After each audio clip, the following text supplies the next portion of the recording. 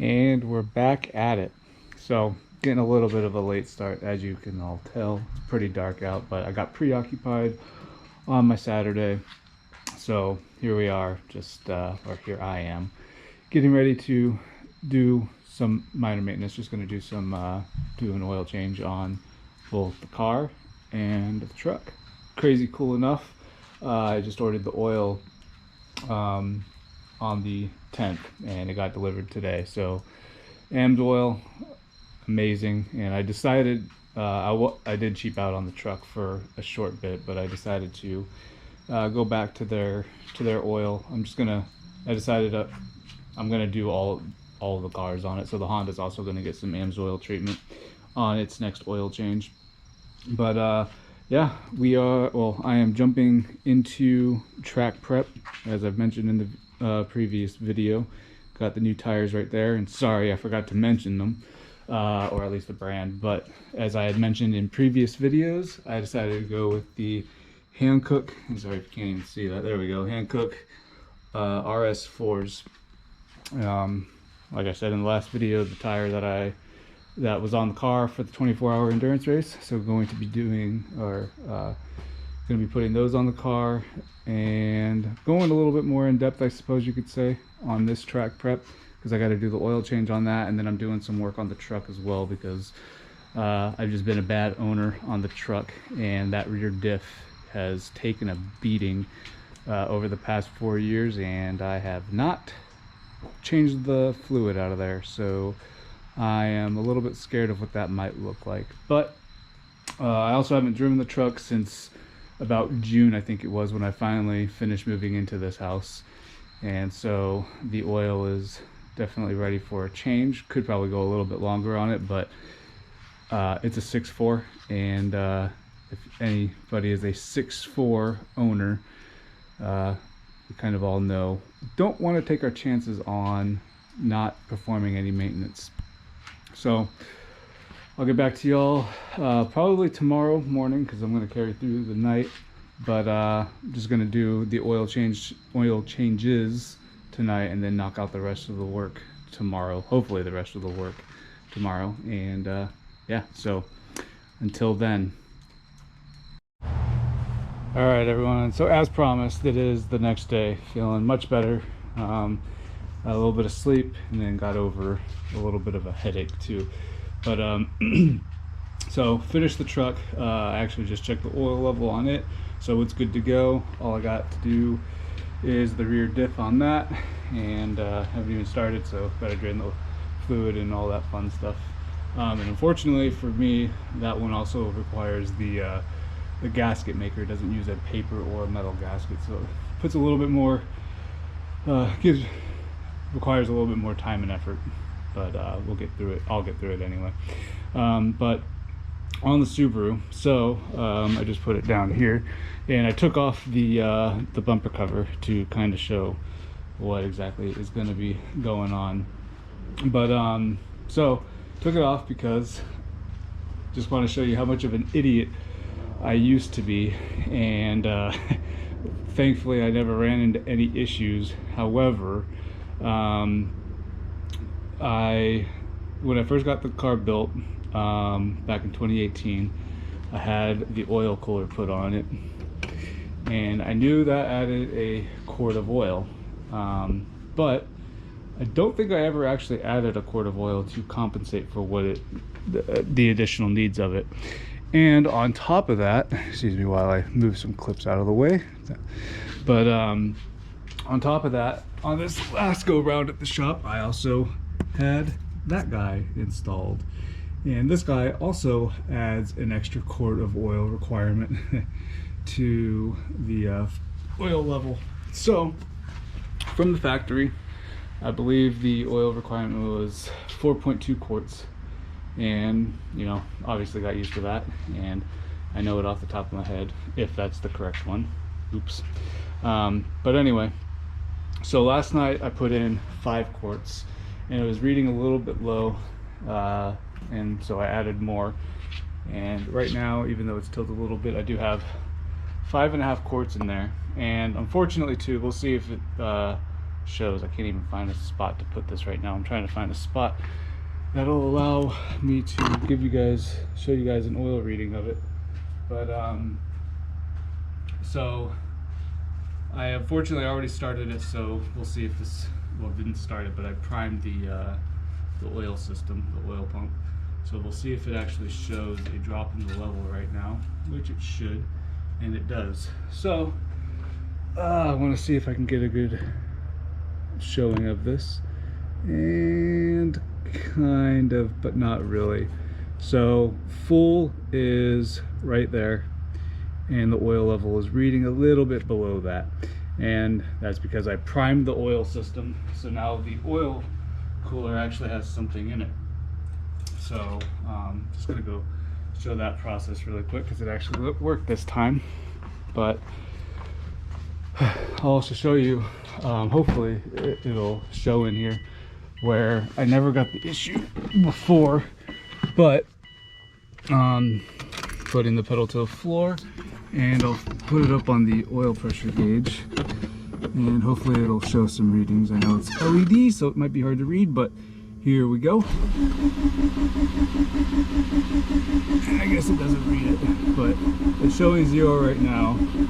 But if I were to go start it, which is what I did, and why I have a history of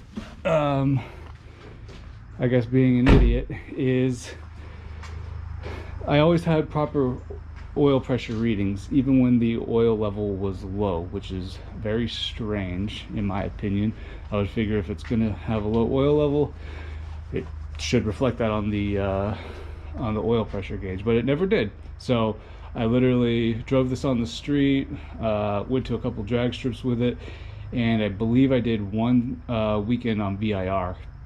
And then after that one weekend at VIR, I came back to do an oil change. And I decided to, for fun of it, check the oil level, and found out that I had nothing reading on the dipstick. So I immediately got scared, had no idea what was going on. And after some reflection and doing an oil change, I put in the normal amount of oil, but this time every time I got to the 4 quarts, and then I added the 5th to compensate for the oil cooler. I went back and I read the level and realized it was still low, and I was like, what the heck? So added more, and it read on the oil dipstick, but it was still low. So I went and primed the oil system, and it went even lower, so I added some, and finally it came back up to level, and that's where I realized I made the mistake. But now that I've showed that, I'm gonna get started on putting all the bumper cover back together, adding the oil that's necessary, and then getting the brakes installed, or the brake pads I should say.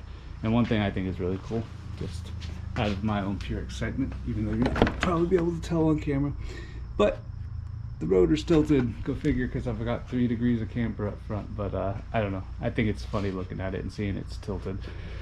So anyway, got that, and then putting the tires on and getting to work on the truck and getting the trailer prepped and cleaned up and blah blah blah. So I will catch up to you all here in a bit. So thanks to another day of task switching, these projects are running a little bit long. I hope it's not my incompetence, but it could very well be that. But no, I got obviously, as you saw, the Subaru's oil change, the truck's oil change. I just finished up the rear diff on the truck, at least putting the silicone gasket on the diff cover. So tomorrow I'll fill it with the gear oil.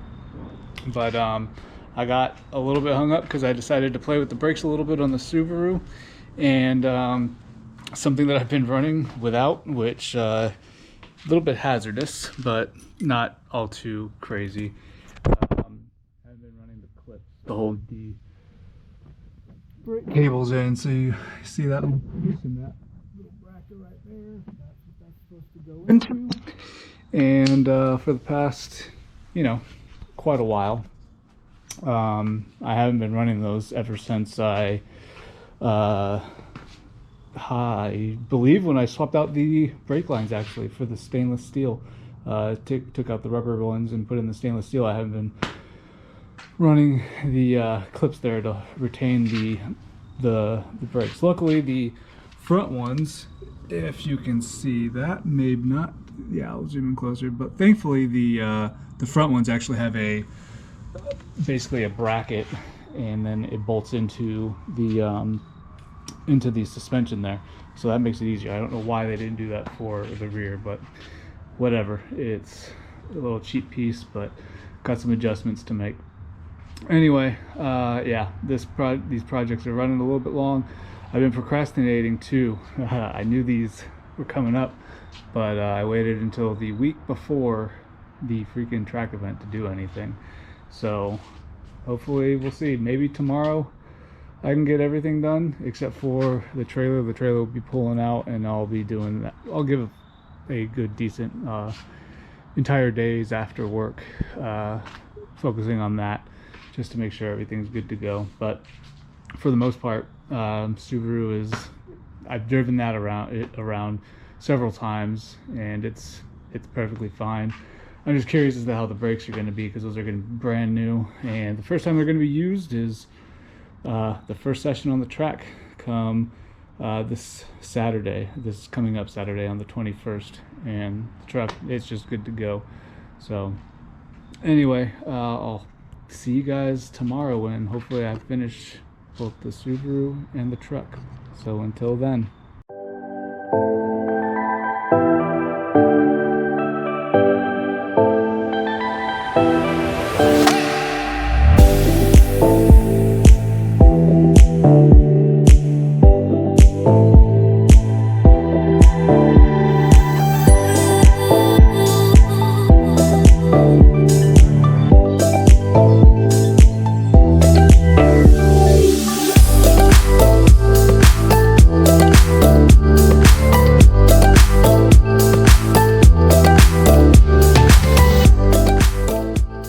So as you can see, we have moved on from the truck and moved back onto the car. Got all the rear diff stuff taken care of on the truck. But now we're working on the brakes, and I just found it interesting. I didn't know if there was going to be any difference in these brake pads because they're a little bit, step up. But I guess this isn't really a fair comparison of what I had on before. But I think it's kind of funny how just like bare and lacking of all excitement these brake pads are. The RP1s being the step up, probably I think they're the second step down from the Max, which would be the RPX line of pads. But it's just kind of funny because even so, these are the just OEM Brembos that would have come on any STI, but also the EBC blues were painted blue, just to signify those, and so are the other colors, just to signify the color that they are. And I just find it interesting. I'm kind of curious as to how these will perform, just because they are so bare bone. There's nothing frilly about them. They just are what they're supposed to be. It almost seems like that is the way that most performance parts are. The more bare and lacking of prettiness they tend to be, the more effective they tend to be at doing their job, or being, a little bit more effective at taking a beating rather than looking pretty. So let's get back to it. Let's get these brake pads installed and continue from there.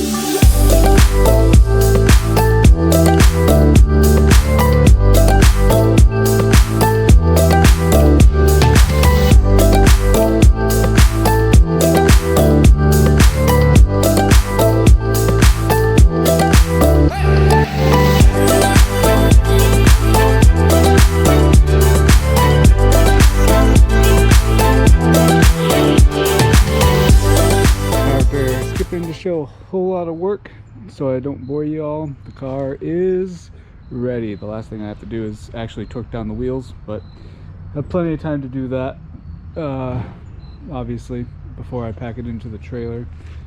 First things first is going to get that thing cleaned up and prepped so it can actually hold the car and whatnot. But holy cow, took me a little bit longer than I thought it would, but it's so much better. And I don't even know if you can tell from the camera what the angle looks like on that, but these tires look so much better than the Continentals did. Like, they actually look like they can actually do some work. So RP1s are on all 4 corners, ready to go. Hopefully they do something better than the blues. We'll see about that. Hopefully the harnesses get put to work a little bit better, but also the weather should be good, and with these tires I should be able to push the car a lot harder than what I was able to, especially in the corners. So we'll see how everything handles. Plus I also adjusted the wing just a little bit, so we'll see how that goes as well. There's quite a few adjustments on the car since the last time going to the track, so I'm actually kind of looking forward to it. And this weekend also, if I haven't mentioned it before, I'm actually trying to progress. I know I can do it driving wise, it's just a matter of doing the dang written test. So hopefully be testing out of HPDE 2 into HPDE 3, and just, you know, continue progressing through the ranks, if you want to call them that. But now I'll be able, hopefully once I get to 3, I'll be able to take passengers on the track, and that's what I'm most looking forward to. Just sharing this experience and the passion with friends, so they can so everybody can understand what it feels like. It's amazing. I'm sure it's a lot different as a passenger, but as a driver, it's just a thrill. Probably a lot scarier not being in control as a passenger. But yep, that's all I have for the car. Next up is all this, but the next time I get on camera, I'll be either on the way to the track or at the track getting unpacked. So until then, y'all, thanks for watching, and until next time, stay tuned.